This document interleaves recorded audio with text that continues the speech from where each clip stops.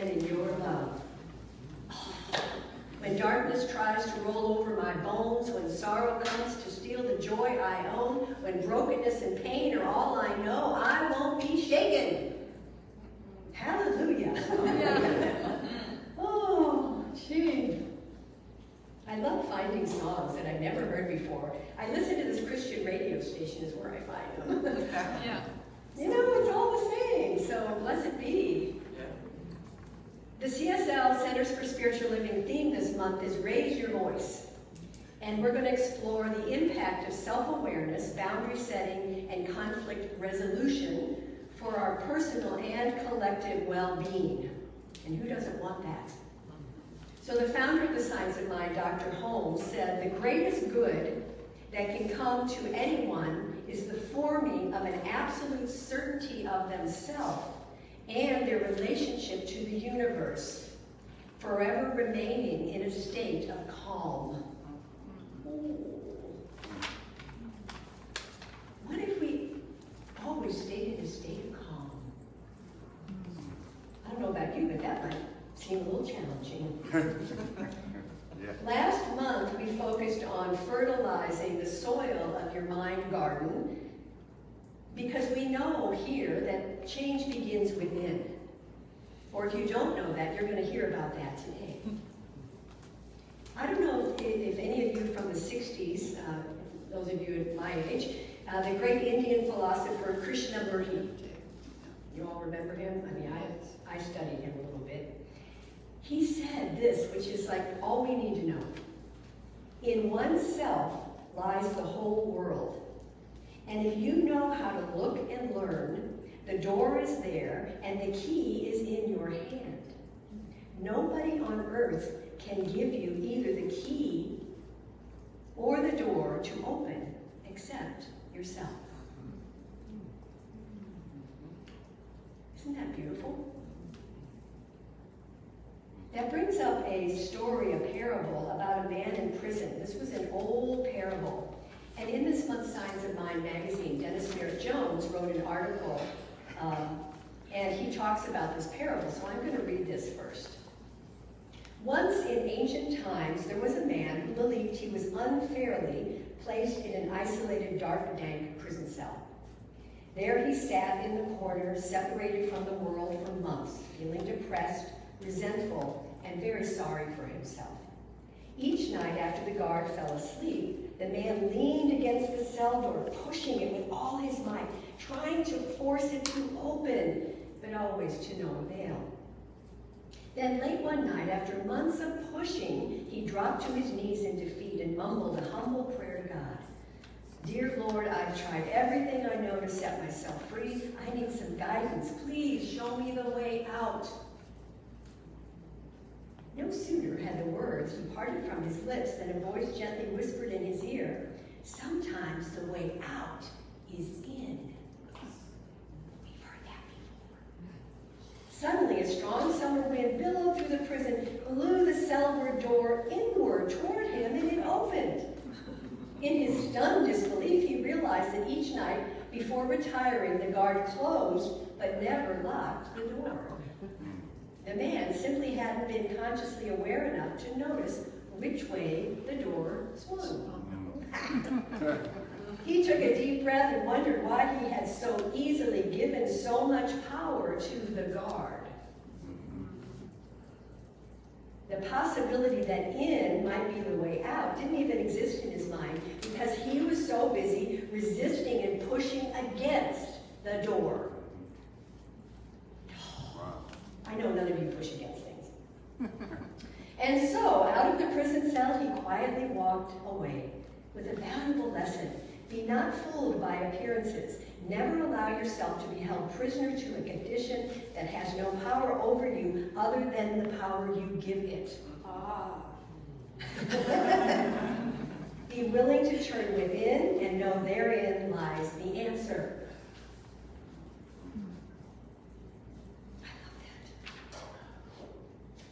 You might need to buy the magazine and reread that. So my talk today is the key.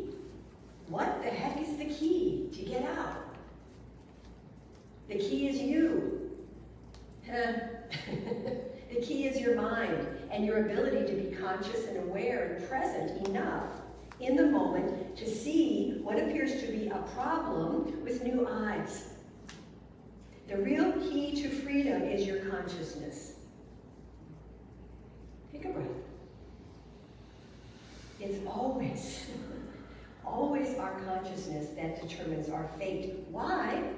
Because our consciousness filters our perception, which in turn shapes our reality.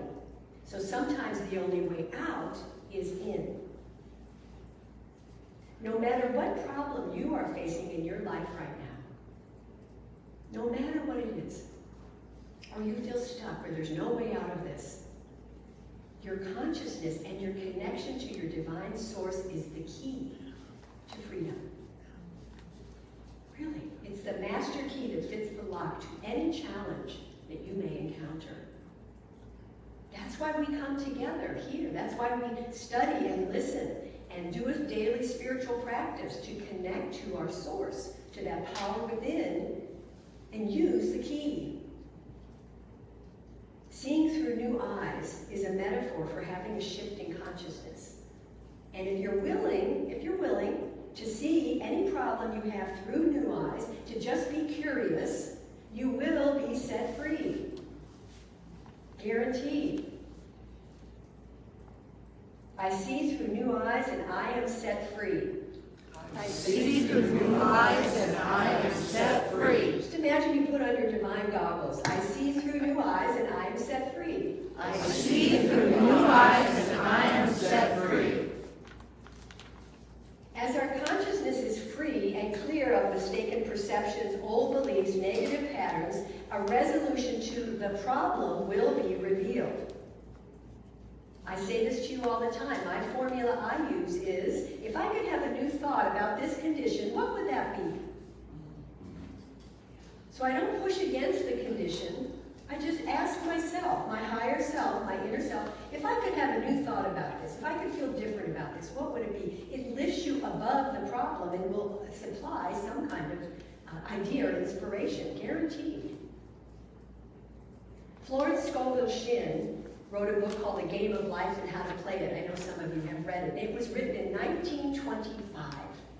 She was an amazing spiritual leader. She said there's a power in you that can overcome all obstacles. It will lift you out of confusion and enable you to see clearly what is before you. There's a greater power for you. And we've always had the power to set ourselves free. The good news and the bad news is that power is the law. And the law is neutral. It doesn't care how you use it. Remember? So what are you planting? What are you putting into the law? You've probably also heard, as within, so without. That is a very ancient mystical phrase. But it's accurate. The way in is the way out. Your inner beliefs cannot help but shape your outer circumstances. When I first started teaching yoga and meditation like a long time ago, 30 years ago, I created a motto that I still use today that was inner evolution, outer transformation. And that's been my tagline for a long time. And when I first came up with that, I didn't really even know what it meant. I wasn't a minister, I wasn't a practitioner, I was just a yoga teacher. But there was something about that spoke to me, and I still use it, and now it makes perfect sense. Inner evolution, outer transformation. It's powerful. So Ernest Holmes also said, we are bound because we are first free, and the power which binds us is the only thing in the universe which can free us. We already have within us the key to freedom. You already got it. That's good news. Now, you may not believe you have it, but you do. And that's why we have practitioners, to remind you that you do. I work with 2 practitioners every week as my prayer partners, and I'm always reminded. And I'm so grateful for that. Because I don't know about We can often be fooled by appearances. Because after experiencing a condition that we don't like, just like the prisoner in the parable, we tend to react harshly and push against the problem. Does anybody ever do that? And how's that working? Because then we feel like a victim, we complain more, we reaffirm and perpetuate the condition. We just add fuel to the fire. So the paradox is the entire time the freedom, the way out, is directly in front of you. If you have your eyes, the consciousness, the willingness to see it, accept it.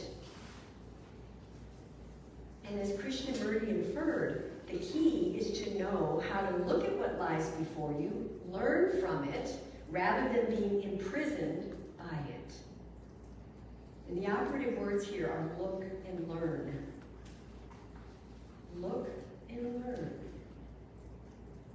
Be curious. We did a book study a few months ago called What's in the Way is the Way. And many of you learned about the clouds of struggle, the old spells some of us live under. I'm not good enough, there's never enough. There's just so many spells we have. And how to get back into what she calls the meadow, which is basically get back into our divine wholeness.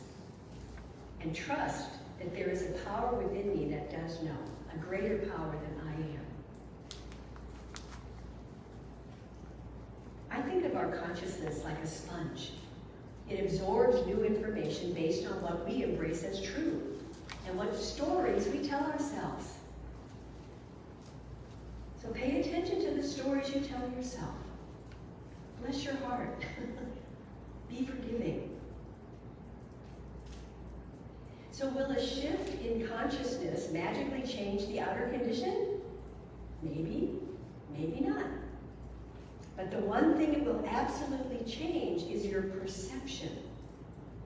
How you see or respond to a problem, which then will introduce a new cause that in turn changes your experience of it. Did you catch that? It's a little process there. Once you change your perception, how you see the problem, it introduces a new cause that in turn changes your experience of it. A new cause must bring with it a new effect. Hear that? A new cause, you're planting a new seed in the soil, has to bring a new effect because it's the law. I fought the law and the law won. I'm always reminded of that. So Ernest says we should love ourselves so much that we cannot cause ourselves hurt or grief or sorrow or sadness, because all these things are foreign to the spirit and they do not belong to the reality of our true being. But we're human, we experience things, we bless ourselves. So what if the key required to set you free is already in the lock? The key is your consciousness and the lock is your perception of any problem. So you either see the problem as unsolvable or as something you declare has no power over you, other than the power you choose to give it. That's taking dominion. I take dominion over my thinking right now. I take dominion over my thinking right now. Say that again. I take dominion over my thinking right now. So how can we get a new perspective on things? Studying spiritual things, reading, meditating, there's so many things. I have a new book study coming up that was mentioned. This little book, The Art of Abundance, 10 Rules for Prosperous Life. Dennis Merritt Jones, it's a great book study. I hope you'll join us. And he says it's a simple roadmap that would ultimately bring us back to where our journey began, the day we were born, your oneness with life. You already are one with your source of abundance, but you must be willing to venture outside your current comfort zone and use the 10 abundance rules to guide and lift you to a new perception, perspective of life.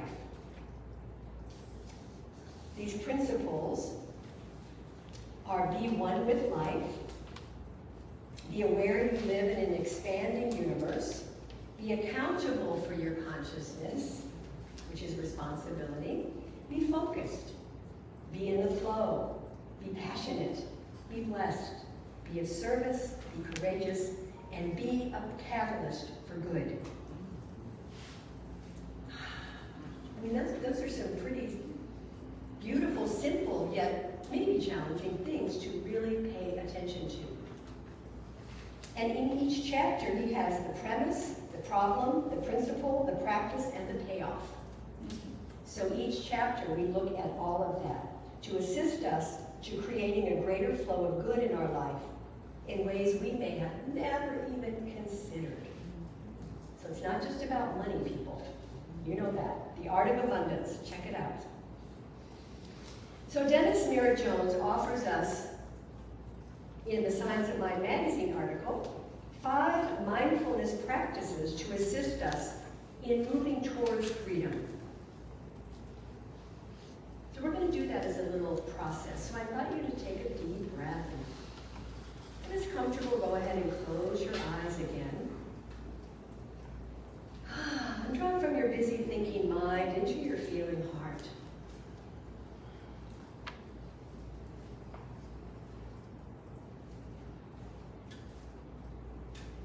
The first process, the first mindfulness practice, is to be present in this moment.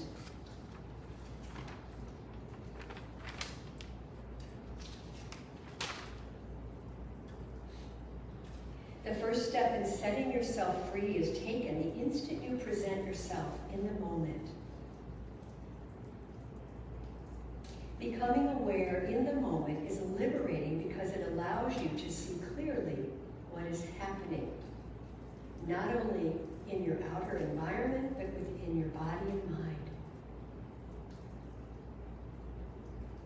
Silently say to yourself, I am here now. Simply be present. That's the first step.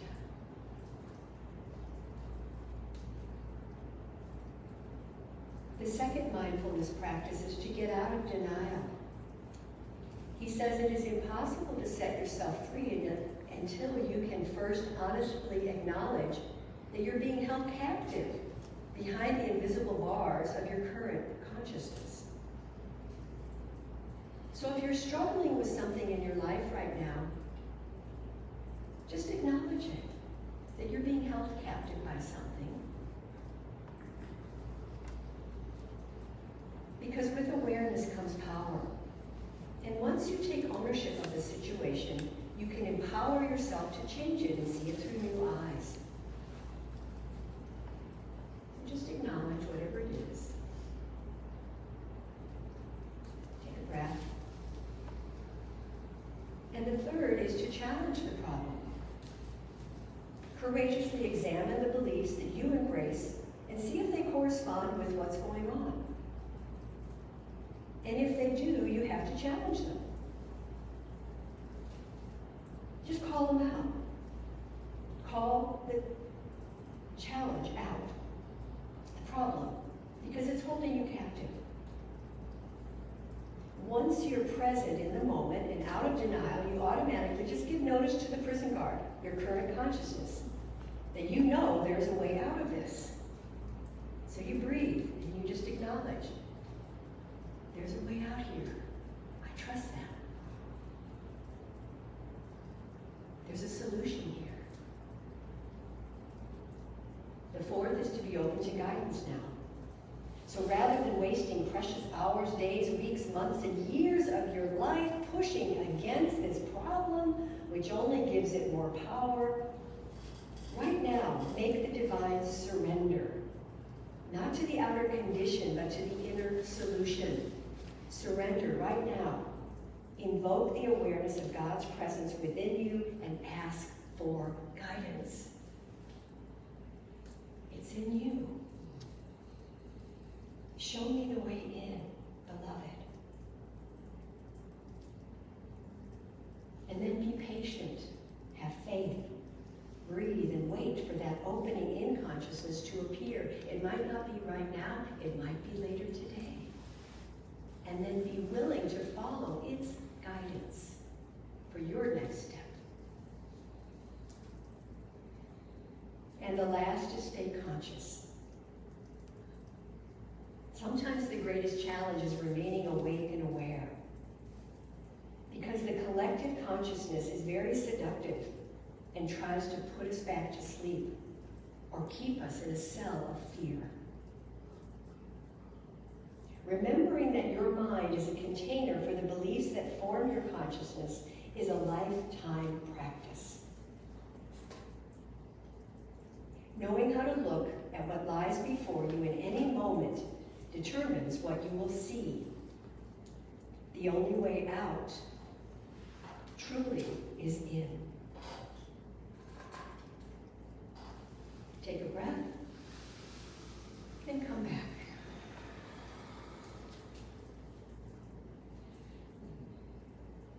So again, as we are in this thing called life, remember to work with a practitioner. The practitioner's numbers are on the back of your bulletin. We're always available to support you. You don't have to do it alone, believe me. I see through new eyes and I am set free. I see through new eyes and I am set free. Or you can always say, I'm willing. If you can't quite get it yet, you say, I am willing to see through new eyes and be set free, all right? You can always put the willingness in there, because what that does is it opens you the door a little bit to your consciousness that might be saying, who are you to say that? Do you ever have those two little voices on your shoulder? Remember that little So when we can learn to step back, pause, and be curious about something rather than pushing against it, reframe it, turn within, and make space for a new awareness of the possibility that what could be to be revealed, we're out of the prison, we're set free. Like the song at the beginning said, when we stand in the love and the light, we will not be shaken. And that's my wish for each of you, that you discover your own key and you use it over and over and over again, because it's a lifetime process to keep opening the door and be set free. Are you in? Yeah, say I'm in. I'm really in. I'm really in. I'm really, really in. I'm really, really in. And so it is. So it is.